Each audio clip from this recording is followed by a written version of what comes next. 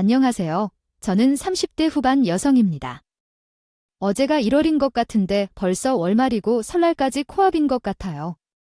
정말 시간이 빨리 가는 것 같습니다. 아마 명절을 앞둔 며느리 분들은 지금 이때가 가장 싫지 않을까 싶어요.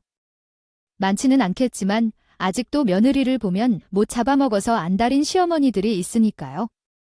또한 설 차례상 음식이나 가족들에게 나눠주어야 하는 음식들, 설거지 등 생각만 해도 머리가 아파오실 것 같아요.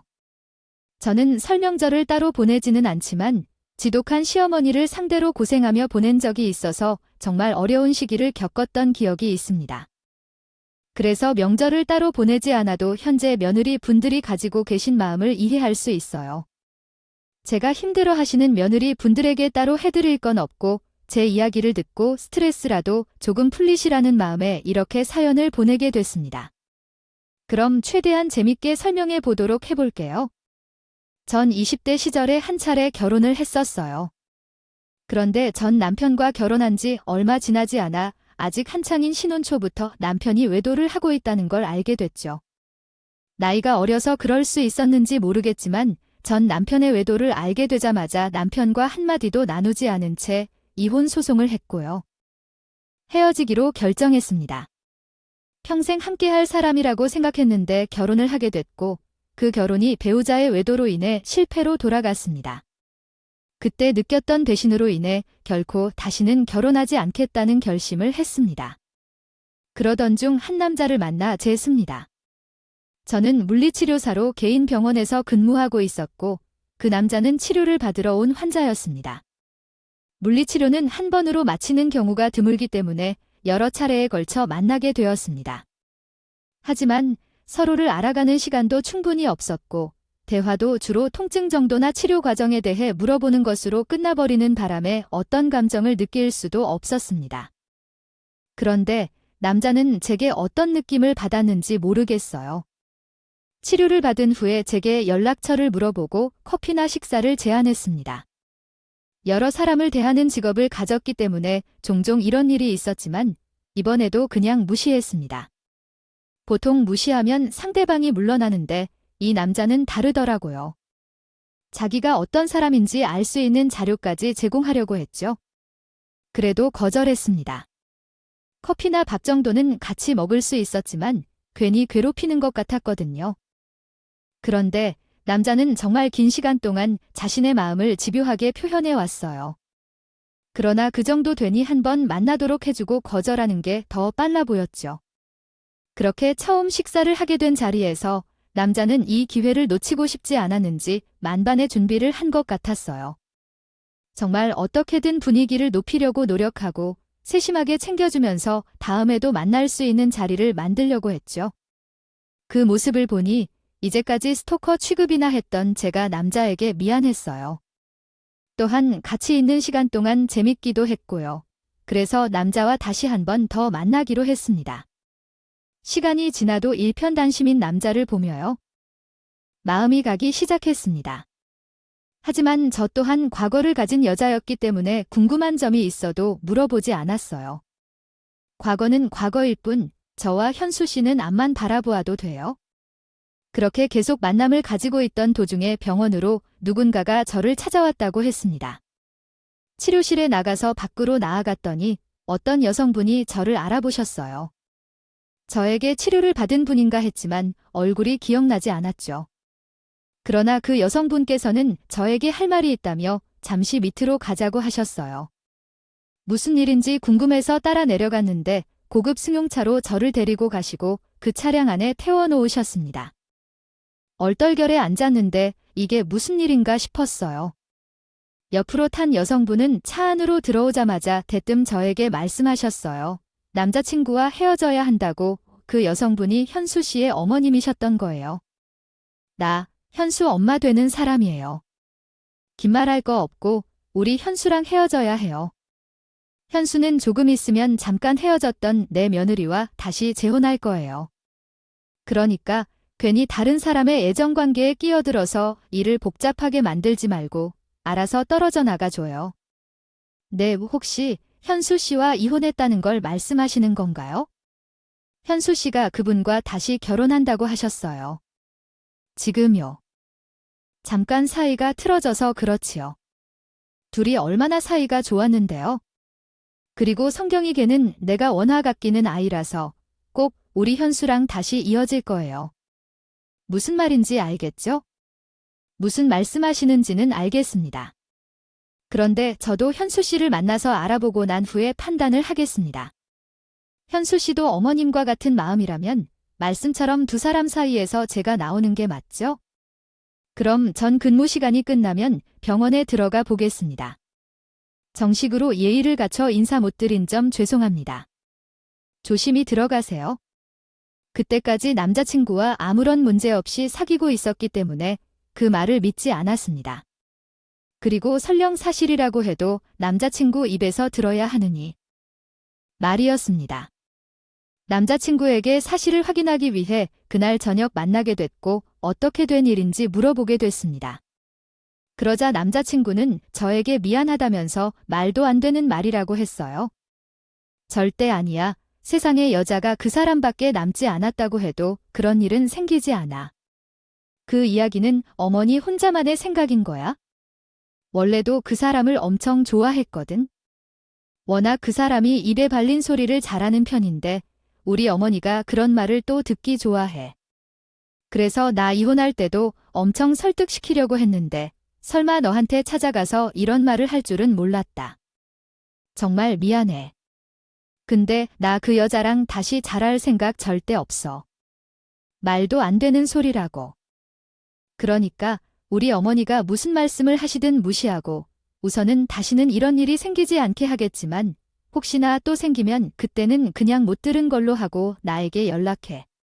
그날 이후 당연히 저와 남자친구는 어머님의 경고를 무시하고 만남을 이어가게 됐어요.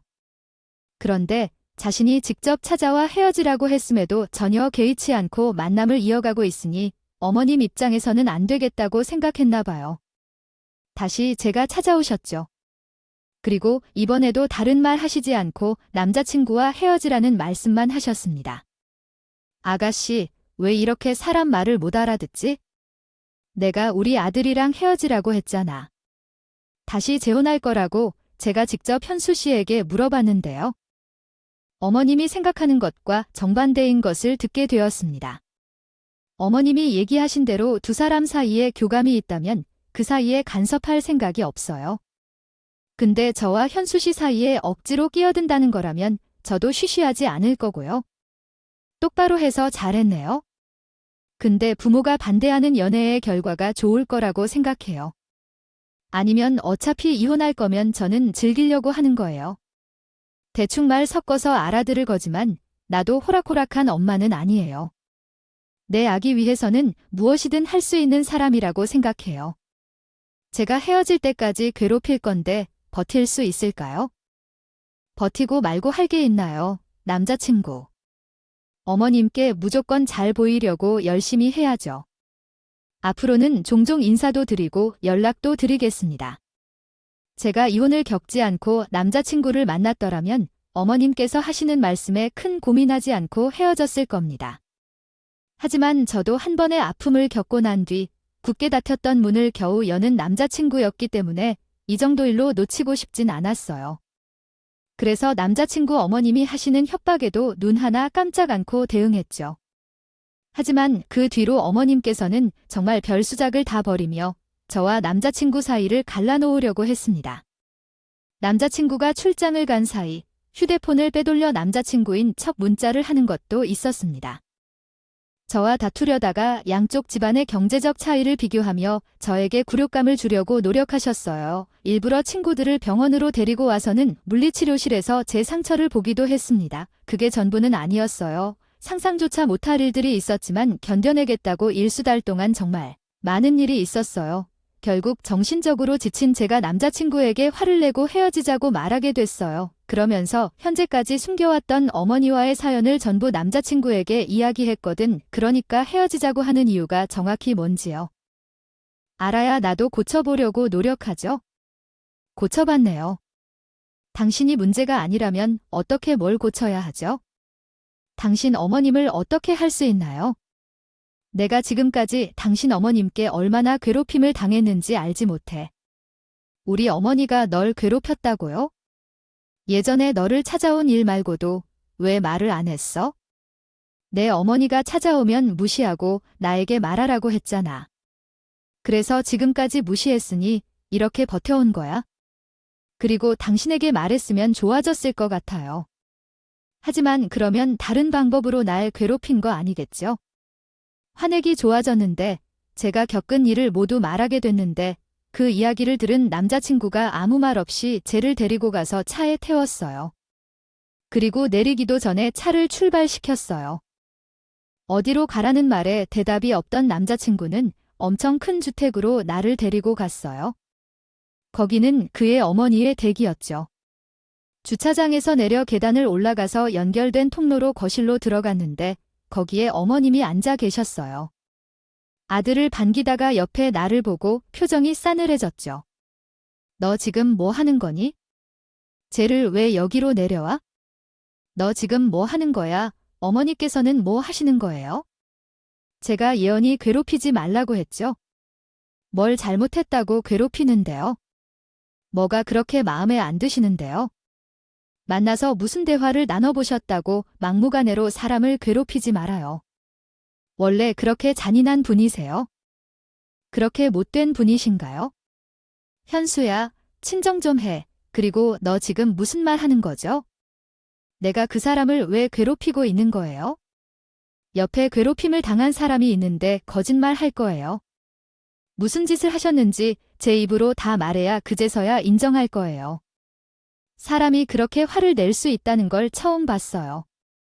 내 남자친구는 무서울 정도였죠. 어머님도 똑같이 느낀 것 같고요.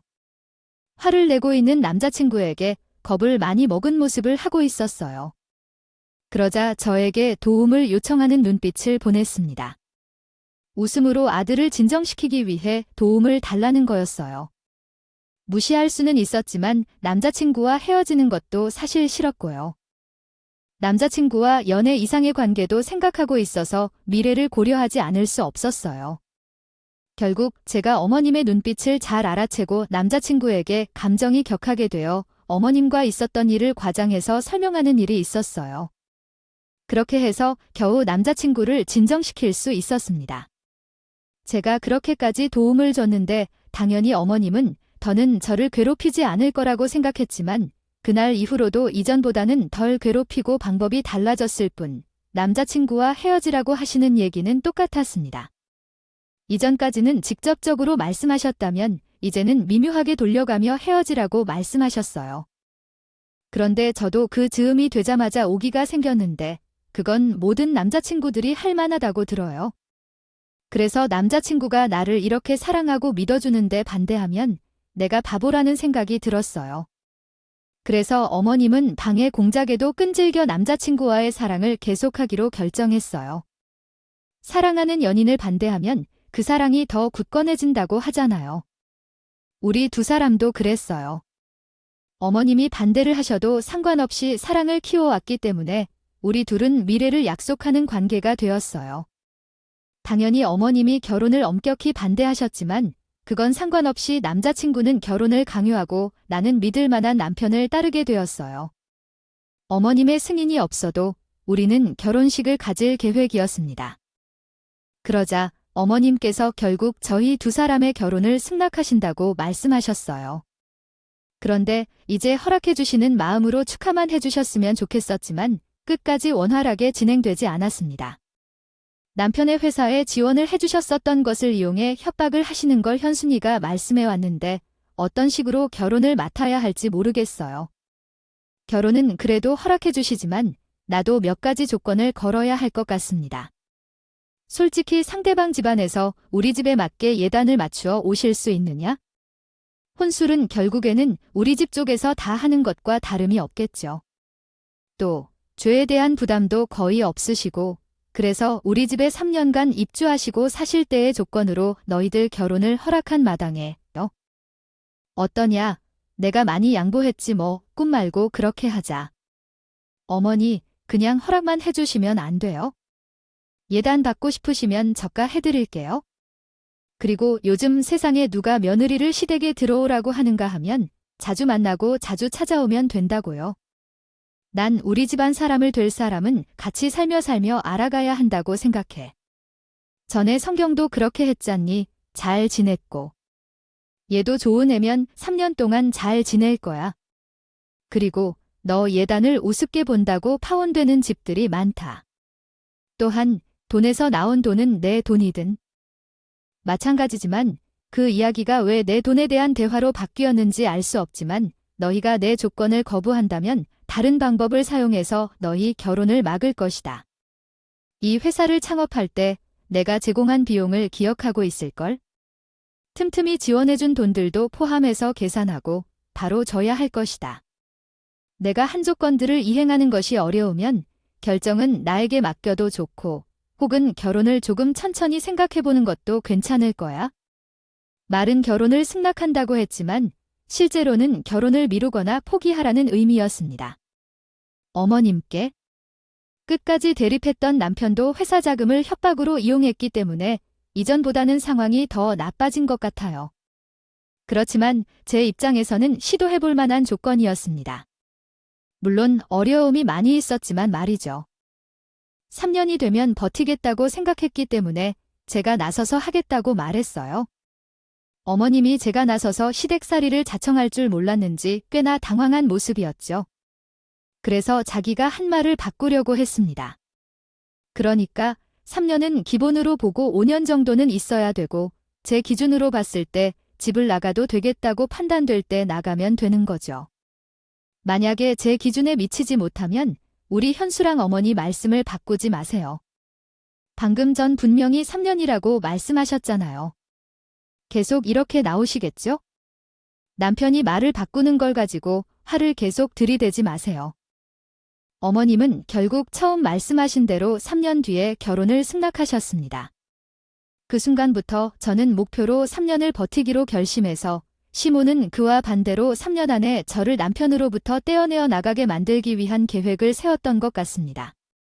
결혼 준비하는 과정에서부터 괴롭히기에 최선을 다하셨지만 그 이후로도 시모는 남편의 활약적인 보호 덕분에 계획대로 괴롭히고 싶어도 할 수 없었습니다. 그럴 때마다 시모는 시댁에 들어올 때 무작정 들어오면서 두고 보자는 표정과 발음으로 제게 보내곤 했습니다.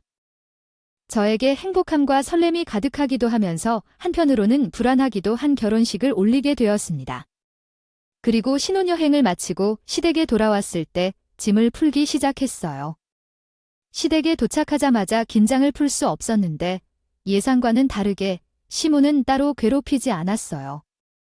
자기 아들만 챙기고 오히려 저에게는 무관심한 태도를 보였죠. 그런 행동은 이틀 동안 계속되었습니다. 신혼여행을 마치고 돌아올 때 생각이 바뀌었나 생각했는데 그건 아니었어요. 남편이 제 곁에 있었기 때문이었죠. 제대로 된 시집살이를 시작하는 건 남편이 회사를 나간 월요일 아침부터였습니다. 남편을 배웅한 후 설거지를 하기 시작했죠. 아주머니께서 집에서 일을 도와주시는 거예요? 자신이 하겠다고 말하시는 거죠. 원래 자신이 하는 일이라고 하면서 말이에요. 전 집안에 가정부가 있는 적이 없어서 그런지 내 일을 남에게 시킨다는 게 좀 민망하고 힘들었어요. 그런데 시모가 저를 찾아 부엌으로 오더니 정리를 해주겠다고 말했어요. 아줌마, 이제부터는 아줌마 역할이 감시자야. 앞으로는 집안일을 해야 하는 게 보인다 싶으면 채를 불러서 시키라고. 만약 아줌마가 일을 한다면 그건 잘못된 거야? 아줌마가 제 역할을 못하는 거니까 자르도 할 말이 없는 거라고. 아줌마는 쟤를 자를 권한이 없으니까 일을 못하거나 건성건성으로 일하면 혼내고 화를 풀라고. 무슨 말인지 알았지? 제가 같은 실수를 반복하면 아주 큰 문제인 거야. 우리 집안 사람이라고 생각하지 말고 어디서 주워와서 잠깐 기르는 것처럼 생각해. 그러면 어떻게 해야겠어? 나갈 때는 사람을 만들어서 보내야지. 물론 그렇게 말을 해서 가정부분들께서 저에게 막대하지는 않았습니다. 오히려 중간에 끼인 입장이라 더 불편해하고 어쩔 줄 몰라 하셨죠. 괜히 나와 시몬 때문에 가정부분들이 피해를 본다고 생각한 저는 시모가 앞에서 보는 것과 관계없이 일부러 막대하는 모습을 보이라고 했습니다. 저는 괜찮다고 했어요. 그래야 저도 마음이 편해요. 그런 일 말고도 그 잠깐 시댁에서 사는 동안 정말 많은 일이 있었어요. 남편이 없을 때마다 나를 잡아먹지 않는 안달인 시모는 꼭 3년 내에 나를 쫓아낼 결심을 하였는지 쉬지 않고 나를 괴롭혔습니다. 집안일은 기본이었고 어떤 실수를 하나면 집안일부터 인성까지 논하며 독설을 날렸습니다. 처음에는 시모의 소리만 들어도 몸이 떨렸지만 나중에는 고함은 물론이고 욕설만 남을 정도였습니다. 욕이나 비방하는 말을 들으면서도 더는 마음에 상하지 않았습니다. 그 가혹한 시집살이를 모두 견뎌냈습니다. 물론 언제 끝날지 알 수 없는 시집살이를 견디기 힘들어졌을 때는 남편에게 다른 해결책을 찾자고 했습니다. 애원을 했을 거예요. 그런데 이건 딱 3년만 참으면 되는 거니까 그 3년이라는 시간이 얼마 되지 않아 보이니까 견딜 수가 있었죠. 남편이 함께 집에 있을 때는 시모도 눈치를 보며 대놓고 쟤를 괴롭힐 수 없었으니 하루 반나절만 고생을 하면 됐어요. 그래서 남편이 하루 종일 같이 있는 주말이 가장 좋았고 금요일 퇴근길을 항상 기대하며 기다렸어요. 그러다 남편이 긴 해외 출장을 가야 할 일정이 잡혔습니다. 해외 출장을 간다는 말을 듣자마자 그 기간 시모에게 얼마나 괴롭힘을 당하게 될까 걱정이 됐죠. 죽을 나를 받아 놓은 사람처럼 남편이 떠나기 전까지 즐길 걸 다 즐기면서도 매일 날짜를 계산하며 불안함에 떨고 있었습니다. 그러다 남편이 출장을 가는 그날이 왔어요. 점심밥을 먹고 집을 나간 남편을 따라 공항까지 다녀왔습니다. 조금이라도 시모와 같이 있는 시간을 줄이려고 말이죠. 제가 집으로 들어가자 시모는 팔짱을 끼고 다리를 꼬고 앉은 채 저를 흘낏 쳐다봤어요. 그리고는 생각 외로 아무 말도 안 했다. 꼭 폭풍전야가 탔습니다. 그런데 몇 분 뒤 누군가 집을 찾아왔고 시모가 버선발로 나가며 집으로 온 그 사람을 반겼어요. 집으로 들어온 사람은 남편의 전우이었습니다. 들어온 사람이 남편의 전부인 것으로 알게 된 후에 시모의 의도를 이해했습니다. 내 앞에서 전 배우자를 데려다 속 뒤집히는 소리를 내겠다는 뜻이었네요. 하지만 시모의 입에서 내가 생각하고 있던 것보다 더 놀라운 말을 듣게 되었어요. 얘야, 첫째는 당분간 여기 있을 거니까 여기 있는 짐들 가지고 가서 내 짐들 치우고 정리 좀 해줘. 어디에 있는 나의 짐을 어떻게 치우나요? 어디라는 것은 무엇입니까? 우리 현수방에 있는 이미지에 거기가 원래 첫째가 사용하던 방이든가요? 어차피 지금 현수가 있는 것도 아닌데 넌 어디서 자든 별 상관없을 거니까. 너는 2층에 창고로 사용하는 방이 있잖아. 거기 정리해.